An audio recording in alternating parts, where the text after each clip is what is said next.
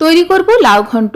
প্রথমেই দু আধখানা করে তেলের উপর একটা তেজপাতা, একটা দারুচিনি স্টিক, 3টে গোটা এলাচ ফোড়নে দিয়ে ফোড়ন থেকে সুন্দর গন্ধ বেরিয়ে এলে দেব হাফ কাপ মতো নারকেল কোড়া। গ্যাসের ফ্লেম লোতে রেখে নারকেল কোড়াকে হালকা করে প্রথমেই ভেজে নেব।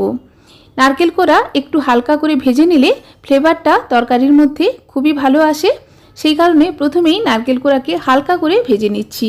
এরপর সরু সরু লম্বা লম্বা করে কেটে রাখা লাউ দিয়ে পরিমাণ মতো লবণ দিয়ে ভালো করে মিক্স করে নিচ্ছি। হাতের মুঠোর 1 মুঠো পরিমাণ 4-5 ঘন্টা জলে ভিজিয়ে রাখা ছোলা দিয়ে দিচ্ছি। এরপর ভালো করে মিক্স করে ঢাকা দিয়ে রেখে দেব, গ্যাসের ফ্লেম মিডিয়ামে রেখে।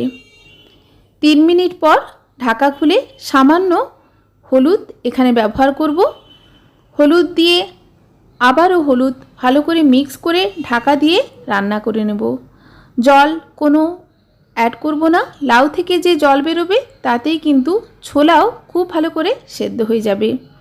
এইভাবে রান্না করার ফলে লাউ ও ছোলা খুব ভালো করে সেদ্ধ হয়ে যাবে। ঢাকা দিয়ে এইভাবে রান্নাটা করে নিতে হবে।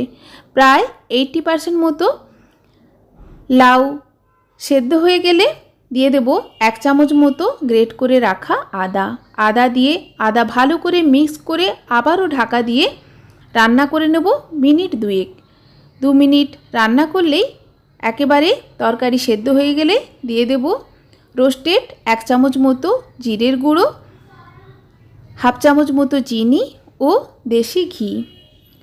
সমস্ত উপকরণ ভালো করে মিক্স করে নেব। দেখেই বুঝতে পারছেন তরকারি আমার খুব ভালো মতো সেদ্ধ হয়ে গেছে। এইভাবে রান্নাটা করতে হবে। সম্পূর্ণ নিরামিষভাবে রান্নাটা করেছি, খেতে অপূর্ব হয়েছিল।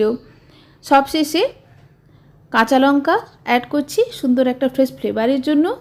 এইভাবে আপনারাও লাউ ঘন্ট ট্রাই করতে পারেন, দেখবেন আপনাদেরও খেতে খুবই ভালো লাগবে।